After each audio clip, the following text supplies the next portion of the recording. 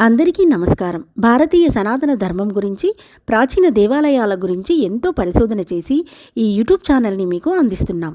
Subscribe చేసి పక్కనే ఉన్న బెల్ ఐకాన్ని క్లిక్ చేయండి. ఉలి ముట్టని స్వామి, చేయని పాదాలు, కట్టని గుడి, తవ్వని కోనేరు, ఇవన్నీ ఎక్కడో తెలుసా? మన మహబూబ్ నగర్కి అతి సమీపంలో మన్నెంకొండలో స్వయంభుగా వెలిసిన లక్ష్మీ వెంకటేశ్వర స్వామి దేవాలయం. మన రెండు తెలుగు రాష్ట్రాల్లో ముఖ్యమైన దేవాలయం తిరుపతి. ఏ మొక్కుకున్నా ఆ వెంకటేశ్వర స్వామికి మొక్కుకుంటారు.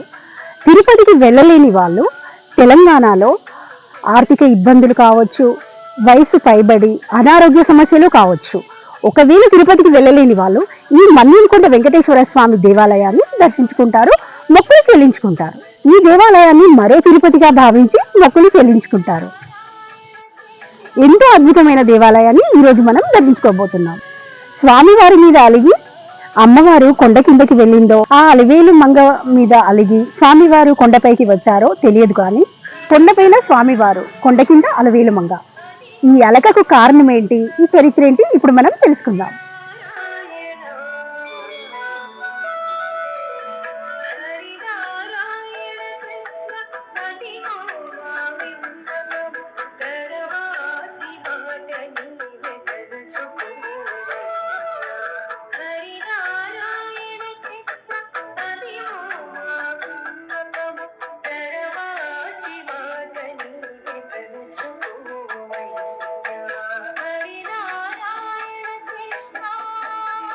ఓం నమో నారాయణాయ. సనాతన దేవాలయాల రాజమార్గం యూట్యూబ్ ఛానల్కి స్వాగతం.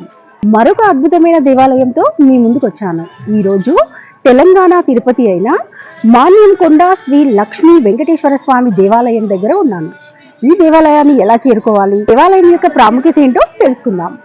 ఎన్నో ఏళ్ల చరిత్ర ఉన్న దేవాలయం, ఎంతో అద్భుతమైన దేవాలయం. ఈ దేవాలయాన్ని మీకు చూపించడం నా అదృష్టంగా భావిస్తున్నాను. రెండో తిరుపతిగా, పేదల తిరుపతిగా పేరుగాంచిన ప్రదేశం. సాక్షాత్తు ఆ ఏడుకొండల వాడే నడిచొచ్చిన మహిమాన్విత ప్రదేశం. అడుగడుగున పాదముద్రలతో అలరారే లోయలు, వందల మెట్ల మీద కట్టని గుడిలో కొలువైన చక్కని దేవుడు, సహజ సిద్ధమైన కోనేరు. ఎంతో పవిత్ర పుణ్యక్షేత్రంగా తిరుపతి తర్వాత అంతటి మహిమాన్విత క్షేత్రంగా పేరుపడి వందల ఏళ్ల చారిత్రక వైభవంతో అలరారుతున్న మన్నెంకొండ శ్రీ లక్ష్మీ వెంకటేశ్వర స్వామి ఈ దేవాలయం. పేదల తిరుపతిగా పేరొందిన మన్నెంకొండ, కొండ మీద కొలువైన శ్రీ లక్ష్మీ వెంకటేశ్వర స్వామి 100 ఏళ్ల పురాతన దేవాలయం ఇది. మహబూబ్ నగర్ జిల్లా నుండి రాయచూర్ వెళ్లే దారిలో జిల్లా కేంద్రానికి 17 కిలోమీటర్ల దూరంలో ఈ మన్నెంకొండ లక్ష్మీ వెంకటేశ్వర స్వామి దేవాలయం ఉంటుంది. చుట్టూ పచ్చటి ప్రకృతి, ప్రశాంతమైన వాతావరణం, పెద్దగా హడావిడి లేని రహదారులు మన్నెంకొండ దేవుడి దేవాలయానికి ఆహ్లాదకరంగా ఈ ప్రయాణాన్ని మార్చేస్తుంది. మహబూబ్ నగర్ నుండి బయలుదేరి ఒబ్లాయపల్లి దాటిన తర్వాత ఈ మన్నెంకొండ దేవాలయం వస్తుంది. మన్నెంకొండ గ్రామాన్ని దాటుకుని ముందుకు వెళ్తుంటే దారికి రెండు వైపులా పచ్చటి కొండలు కనపడతాయి. వాటిని దాటుకుని ముందుకు రాగానే ప్రధాన ద్వారం మనకు స్వాగతం పలుకుతుంది. ఈ ద్వారాన్ని చూస్తేనే ఈ క్షేత్రం ఎంత పురాతనమైందో తెలుస్తుంది. పై భాగంలో శేషతల్పం మీద పవలించిన విష్ణుమూర్తి, లక్ష్మీదేవి, చుట్టూ గరుత్మంతుడు, నారదుడు వంటి రకరకాల దేవతామూర్తులు ఇక్కడ కొలువై కనిపిస్తారు. ద్వారానికి రెండు వైపులా కనిపించే మండపాలు దాటుకుని ముందుకు వెళ్దాం. ఇక్కడి నుండే ఘాట్ రోడ్ మొదలవుతుంది. వంపులు తిరిగిన ఘాట్ రోడ్ ఇది. చుట్టూ అందమైన ప్రకృతి, కొండలు కోనలు దాటుకుని అలా ముందుకు వెళితే మన్నెంకొండకు చేరుకుంటాము. అల్లంత దూరం నుండే మన్నెంకొండ ఆధ్యాత్మిక పరిమళాలు వెదజల్లుతూ కనపడుతుంది. మన్నెంకొండ అసలు పేరు మునులకొండ. ఈ దేవాలయానికి 1000 సంవత్సరాల చరిత్ర ఉందని చెబుతారు. అప్పట్లో ఈ కొండ మీద గుహల్లో మునులు తపస్సు చేసేవారట. అందుకే ఈ కొండని మునులకొండ అని పిలిచేవారట. కాలక్రమంలో ఆ మునులకొండనే మన్నెంకొండగా మార్చేశారు. ఈ వీడియో చూసి అందరికీ ఒక రిక్వెస్ట్ అండి, దయచేసి వీడియో చూసి నచ్చితే ఖచ్చితంగా లైక్ చేయండి. మీరు లైక్ చేయడం వల్ల ఈ సమాచారం చాలామందికి చేరుతుంది. నా ఛానల్ని సబ్స్క్రైబ్ చేసుకొని మమ్మల్ని ప్రోత్సహిస్తారని మనస్ఫూర్తిగా కోరుకుంటున్నాను. మీకు తెలిసిన దేవాలయాలు, పురాతనమైన దేవాలయాలు ఎక్కడ ఉన్నా మాకు కామెంట్ రూపంలో తెలియచేయండి. అక్కడికి వస్తాం, ఆ దేవాలయాన్ని కూడా అందరికీ చూపిస్తాం. మన పురాతన దేవాలయాలని కాపాడుకుందాం, సనాతన ధర్మాన్ని కాపాడుకుందాం. తెలంగాణ తిరుపతి కాలినడకన ఈ దేవాలయానికి వచ్చే భక్తులు మెట్ల మార్గం ద్వారా ఈ దారిలోనే వెళ్తారు.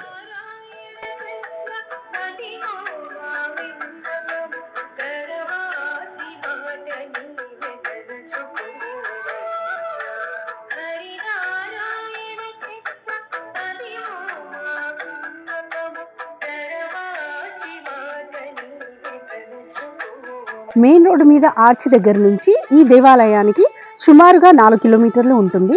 నడిచి వచ్చే భక్తులు గమనించగలరు.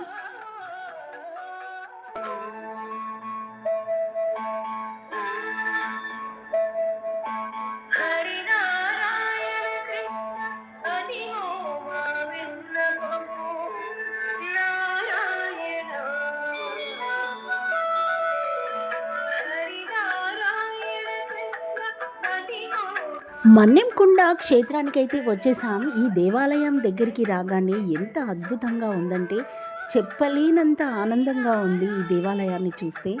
మరో తిరుపతి తెలంగాణలో ఉందన్న విషయం నేను ఇప్పుడే తెలుసుకున్నాను. ఈ క్షేత్రం దగ్గరికి రాగానే ఆ గరుత్మంతుడు చేతులు జోడించి మనకు స్వాగతం పలుకుతున్నట్టుగా ఉంటుంది. ఇక్కడ నుంచి మనకు ఈ దేవాలయం ప్రత్యేకత ఏంటో అన్నీ కనపడతాయి. ఒకవైపు కోనేరు, ఇది తవ్వని కోనేరుగా ప్రసిద్ధి చెందింది. స్వామివారి పాదం ఒకటి ఈ కోనేరు అడుగులో కనిపిస్తుంది. ఆ పాదము నుండే నీరు ఊరి కోనేరుగా మారిందని చెబుతుంటారు.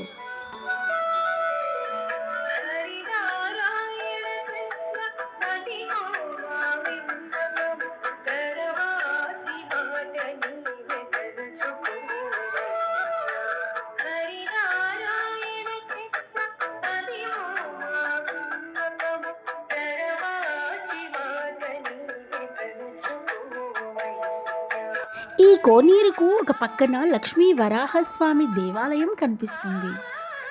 గరుత్మంతుని విగ్రహం వెనకాల వసతి గృహాలు ఉంటాయి. మరోవైపు గుడికి దారి తీసే మెట్లు కనబడతాయి. ఇక ఇక్కడి నుండి 7 ద్వారాలు దాటుకుని ముందుకు వెళితే కొండ కొసలో కొలువైన శ్రీ లక్ష్మీ వెంకటేశ్వరుని దర్శనం జరుగుతుంది.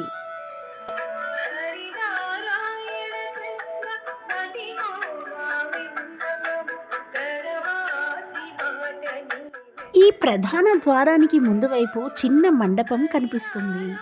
ఇక్కడ ఒక కథనం చెప్పుకోవాలి. స్వామివారు ఇక్కడ కృతయుగంలో మొదట నృసింహస్వామిగా వెలసి, ఆ తరువాత త్రేతాయుగంలో సీతా లక్ష్మణ సమేతంగా శ్రీరామచంద్రుడు వనవాసం చేస్తున్న సమయంలో ఈ గిరులలో సంచరించి ఇక్కడే తపస్సంపన్నులైన ముని గణం ఆతిథ్యం అందుకున్నారని, అందుకే ఈ క్షేత్రాన్ని శ్రీరామకొండగా కూడా పిలుస్తారు. దీనికి నిదర్శనం అన్నట్టుగా ప్రధాన ద్వారం పై భాగంలో సీతారామ లక్ష్మణ విగ్రహాలు ఆహ్వానిస్తూ మనకు కనపడతాయి. ద్వారం నిర్మాణం మొత్తం పురాతన కాలపు దేవాలయాల నిర్మాణాన్ని పోలి కనపడుతుంది. రాతి మండపాలు ప్రహరీని ఆనుకొని కనిపించే విశ్రాంతి గదులు దేవాలయ చరిత్రను చెబుతాయి. దేవాలయ ప్రాంగణంలోకి రాగానే ముందుగా మనకు వీరభద్రస్వామి దేవాలయం కనపడుతుంది. ఈ వీరభద్రేశ్వర స్వామిని ఒకసారి మనం దర్శించుకుందాం. ఈ స్వామిని దర్శించుకొని ఇంకొంచెం ముందుకు వెళ్తే ఆలయ ప్రాంగణంలో మెట్లు ఎక్కిన తర్వాత అలస తీర్చుకోవడానికి ఇక్కడ మనకు ఒక వరండా లాగా కనపడుతుంది. ఈ దేవాలయ ప్రాంగణంలో ఒడిబియ్యం కూడా సమర్పించుకుంటారు. ఇక్కడ కాసేపు సేద తీరిన తర్వాత స్వామివారి దర్శనానికి ఇంకొంచెం ముందుకెళ్తారు. మన్యంకొండ ప్రత్యేకతలు చెప్పుకోవాలంటే అనేకం కనిపిస్తాయి. కట్టని గుడి, తవ్వని కోనేరు, చేయని పాదాలు, ఉలి ముట్టని స్వామి ఇక్కడి ప్రత్యేకతల్లో ముఖ్యమైనవి. వీటితో పాటు తిరుపతిలో 7 కొండలు ఉన్నట్టుగా ఇక్కడ 7 ద్వారాలు దాటి కొండ మీదకి చేరి ఈ స్వామివారిని దర్శించుకుంటారు. అది మరో ప్రత్యేకత.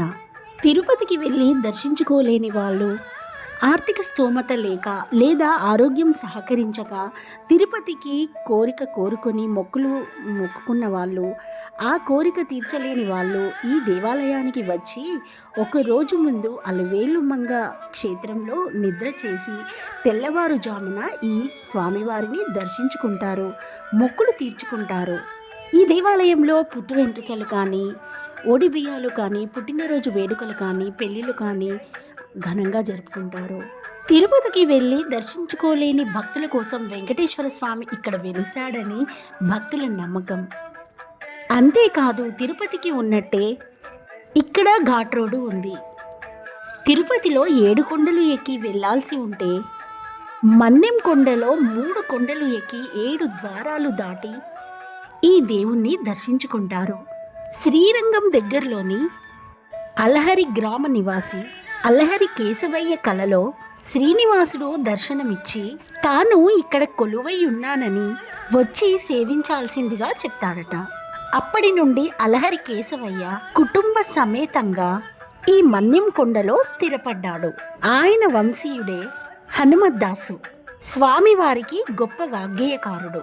స్వామివారిపై ఎన్నో కీర్తనలు పాడి స్వామివారి మహత్యాన్ని దశ దిశలా వ్యాప్తింపచేశాడు. స్వామివారి దివ్య స్వరూపాన్ని మేము దర్శించుకున్నాము, కానీ ఇక్కడ వీడియో కెమెరా ఫోన్ 3 అలవు లేదండి. అందుకనే మీకు నేను స్వామివారి దర్శనం చూపించలేకపోతున్నాను. వీలైతే మీరు ఈ మన్యంకొండ దేవాలయానికి వచ్చి స్వామివారి దివ్య రూపాన్ని దర్శించుకోండి. శ్రీ లక్ష్మీ వెంకటేశ్వర స్వామిని దర్శించుకొని బయటికి వచ్చిన తర్వాత వెనక వైపు నుండి మరొక మార్గం ఉంటుంది. ఆ వెనక వైపు ద్వారా బయటికి వచ్చిన తర్వాత ఇక్కడ మనకు శివాలయంలో ఆ మహాశివుడు దర్శనమిస్తాడు. ఈ దేవాలయాన్ని హరిహర క్షేత్రంగా కూడా పిలుస్తారు. ఇక్కడ శివయ్య దర్శనం అవుతుంది, శ్రీ వెంకటేశ్వర స్వామి దర్శనం కూడా అవుతుంది. హరహర మహాదేవ, శంభో శంకర, మృత్యుంజయ మహాదేవ, నమో నమః. ఇక్కడ కూడా మనకు ఫోన్లో వీడియో తీసే సౌకర్యం అయితే లేదు. ఆ మహాశివుణ్ణి దర్శనం అయితే చేసుకున్నాము. గుహల్లో చాలా విచిత్రంగా, చాలా ఆశ్చర్యకరంగా ఉంది ఈ దేవాలయము. స్వామివారి దర్శనం చేసుకొని బయటికి రాగానే ఇక్కడ ప్రసాదాలు తీసుకోవచ్చండి. ప్రసాదం తీసుకోవడానికి మాత్రం ఫోన్పేలు కానీ గూగుల్ పేలు కానీ ఏవి ఉండవు. మనం ఖచ్చితంగా డబ్బులు వెంట తీసుకొని వెళ్ళాల్సిందే. ఫోన్పే సౌకర్యం అయితే లేదండి, మళ్ళీ చెప్తున్నాను. ఎందుకంటే మేము చాలా చోట్ల అనుభవం అయింది మాకు. ఫోన్పేలు ఉంటాయి అనుకొని వెళ్ళాము, ఫోన్పే లేదు. ఖచ్చితంగా డబ్బులు మనం వెంట తీసుకొని వెళ్ళాల్సిందే. మనం ప్రసాదం తీసుకున్న వెంటనే కావచ్చు, కొబ్బరి ముక్కలు కావచ్చు, తీసుకొని బయటికి వస్తే మాత్రం ఇక్కడ చాలా కోతులు ఉంటాయండి. కోతులు మాత్రం అస్సలు వదిలిపెట్టవు కనపడితే. అందుకే అందరూ ప్రసాదాన్ని దాచుకొని తీసుకెళ్తారు. మ్యాక్సిమం అవి చూసావి అంటే మాత్రం కంపల్సరీగా లాక్కుంటాయి, దగ్గరకు వచ్చి మరీ లాక్కుంటాయి. ఈ దేవాలయంలో నిద్ర చేయడానికి విశ్రాంతి గదులు కూడా ఉన్నాయండి. మీరు ఒకరోజు ముందుగా వచ్చినా ఇక్కడ నిద్ర చేయవచ్చు. ఈ స్వామివారి మహత్యాన్ని ఇక్కడ ఉన్న భక్తుల ద్వారా తెలుసుకుందాం. కొంతమంది భక్తుల ద్వారా ఈ దేవాలయం చరిత్ర ఏంటో, విశేషాలు ఏంటో తెలుసుకుందాం. నమస్తే అండి. నమస్తే అండి. ఈ దేవాలయం గురించి చెప్పారా? ఇది పూర్వకాలంలో ఋషులందరూ ఇక్కడ తపస్సు చేసేవాళ్ళు. సో అప్పటికెళ్ళి మునికొండ అంటూ మన్నెంకొండ అనేసారు.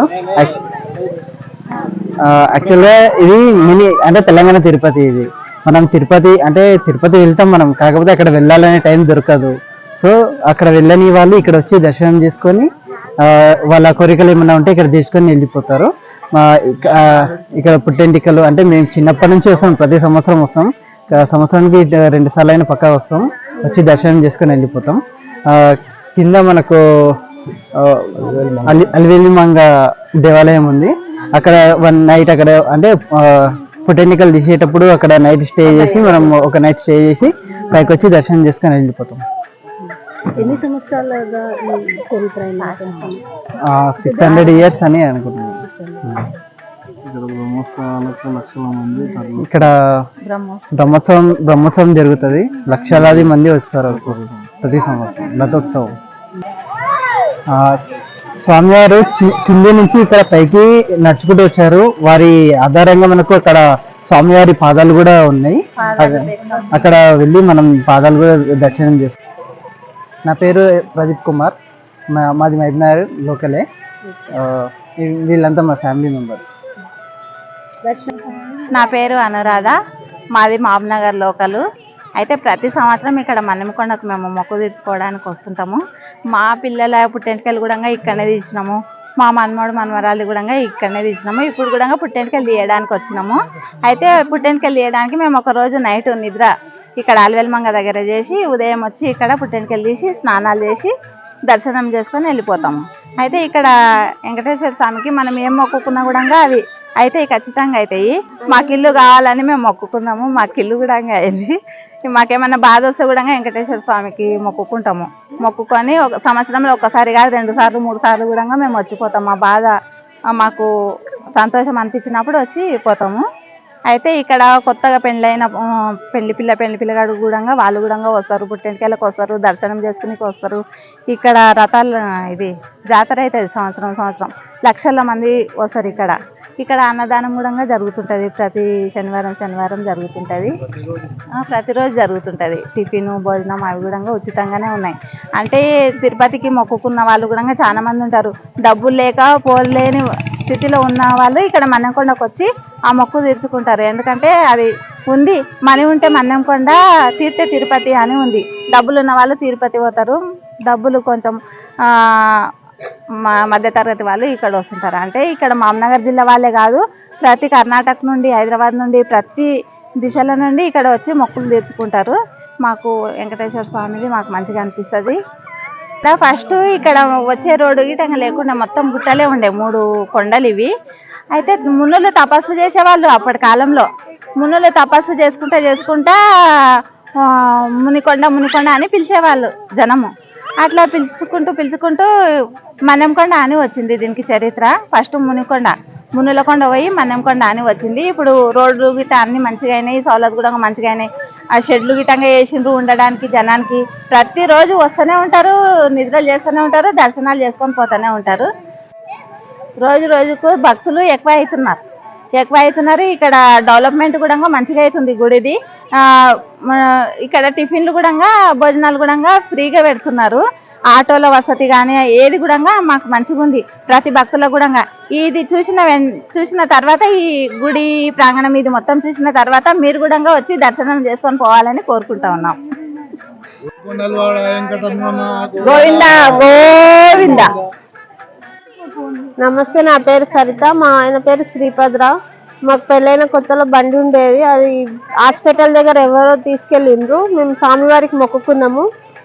51 టెంకాయ మీకు సమర్పిస్తాను మొక్కుకున్న వారం రోజులకే మా షాప్ ముందర నుంచి బండి పోతే మా ఆయన తీసుకొని వేరే బండితో క్రాస్ చేసి మా బండి దొరికింది. స్వామివారికి మొక్కు చెల్లించుకున్నాం. మాకు మంచి జరుగుతుంది. మా తిరుపతి పోయి మళ్ళీ అక్కడ కూడా మొక్కు చెల్లించుకున్నాం.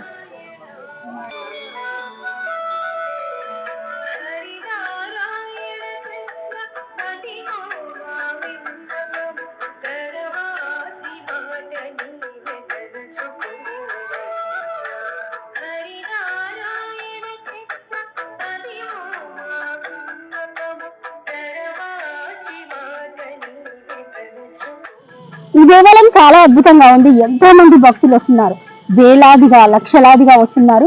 బ్రహ్మోత్సవాలు కూడా చాలా ఘనంగా జరుగుతున్నాయి. కానీ పరిసర ప్రాంతాలు మాత్రం అస్సలు శుభ్రంగా లేవు. మన దేవాలయాలని పరిశుభ్రంగా ఉంచుకోవడం మన ధర్మం. దేవాలయాలనే కాదు, దేవాలయాల పరిసర ప్రాంతాలను కూడా శుభ్రంగా ఉంచుకుందాం. ఎందుకంటే ఇవి మన దేవాలయాలు, మన సనాతన ధర్మం. కాపాడుకుందాం. తిరుపతిలో వెంకటేశ్వర స్వామి దర్శించుకోవాలంటే 7 కొండలు దాటాలి. మన్నెంకొండలో వెంకటేశ్వర స్వామి దర్శించుకోవాలంటే 7 ద్వారాలు దాటితే చాలు. చూశారు కదా ఎంత అద్భుతమైన దేవాలయమో. ఈ లక్ష్మీ వెంకటేశ్వర స్వామిని దర్శించుకొని కిందకి రాగానే కింద అలవేలుమంగ దేవాలయం మనకు కనబడుతుంది. స్వామి మొక్కులు తీర్చుకోవడానికి వచ్చిన వాళ్ళు ఈ అలవేలుమంగ దేవాలయంలో నిద్ర చేస్తారట. ఒకరోజు ఇక్కడ నిద్ర చేసి తెల్లవారుజామున మన్నెంకొండ శ్రీ లక్ష్మీ వెంకటేశ్వర స్వామిని దర్శించుకుంటారు. అమ్మవారి విగ్రహం ఎంతో అద్భుతంగా ఉంది. ఇక్కడ కానీ ఫోటో తీయడానికి మాత్రం వీలు లేదు, మాకు పర్మిషన్ ఇవ్వలేదు. ఈ దేవాలయంలో గోశాల కూడా ఉందండి. ఎవరైనా సహాయం చేసే వాళ్ళు తప్పకుండా ఈ దేవాలయానికి వచ్చి గోశాలకి సహాయం చేస్తారని కోరుకుంటున్నాను. చూశారు కదా ఎంత అద్భుతమైన దేవాలయమో. ఇంత పురాతనమైన దేవాలయాలని మనము దర్శించుకుందాం, కాపాడుకుందాం. తెలంగాణలో మరో తిరుపతి ఒక అద్భుతం. ఈ వీడియో చూసిన వాళ్ళు తప్పకుండా ఈ దేవాలయాన్ని వచ్చి దర్శించుకుంటారని మనస్ఫూర్తిగా కోరుకుంటున్నాను. మరొక అద్భుతమైన దేవాలయంతో మీ ముందుంటాను. సర్వేజన సుఖినో భవంతు.